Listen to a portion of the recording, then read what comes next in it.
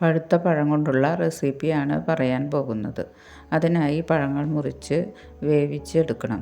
വേവിച്ചെടുത്ത പഴമാണ് ഇവിടെ വെച്ചിരിക്കുന്നത്. ഫില്ലിങ്ങിനായി വെള്ള അവൽ, നാളികേരം ചിരകിയത്, ശർക്കര ഒരെണ്ണം. വേവിച്ച് വെച്ച പഴം ഒരു മിക്സിയുടെ ജാറിലേക്കിട്ട് അതൊന്ന് ക്രഷ് ചെയ്ത് എടുക്കണം. ക്രഷ് ചെയ്ത പഴത്തിനെ നമുക്ക് മാറ്റിവെക്കാം. ശർക്കര പാനിയാക്കി എടുക്കണം.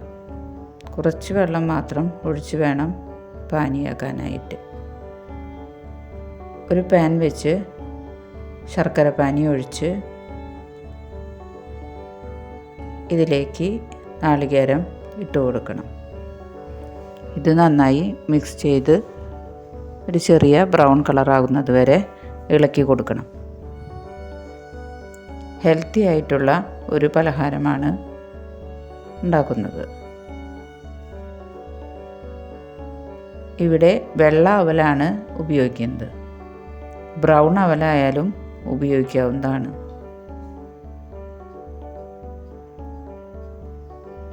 അവൽ ഇട്ടുകൊടുത്ത് നന്നായി മിക്സ് ചെയ്ത് നന്നായി യോജിപ്പിക്കണം. ഇതിലേക്ക് കുറച്ച് ഉപ്പ് ഇട്ട് കൊടുക്കാവുന്നതാണ്. ഒരു നുള്ളു ഉപ്പ്, അധികം വേണ്ട.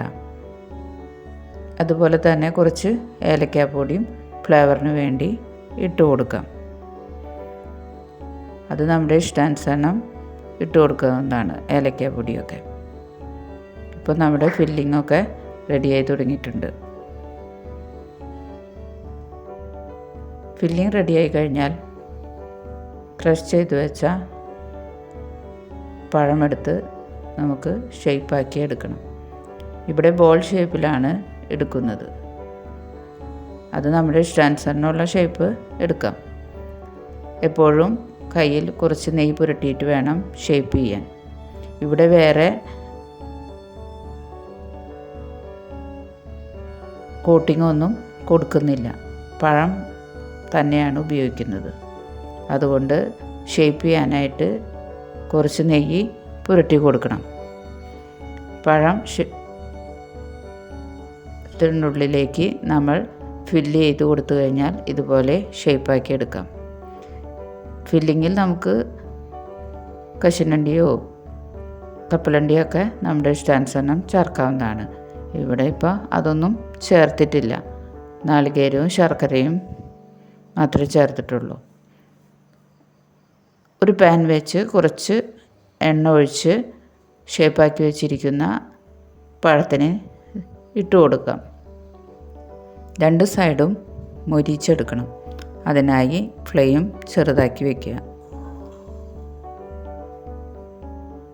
ഓരോ സൈഡും ബ്രൗൺ കളറാകുമ്പോൾ മറിച്ചിടുക. ഇപ്പോൾ നമ്മുടെ പഴം ശരിയായി തുടങ്ങി. ഇങ്ങനെ 2 പ്രാവശ്യം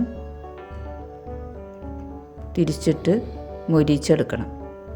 ഇപ്പോൾ നമ്മുടെ പഴം റെസിപ്പി റെഡിയായി. അടുത്ത റെസിപ്പിയായി അടുത്ത ദിവസം കാണാം.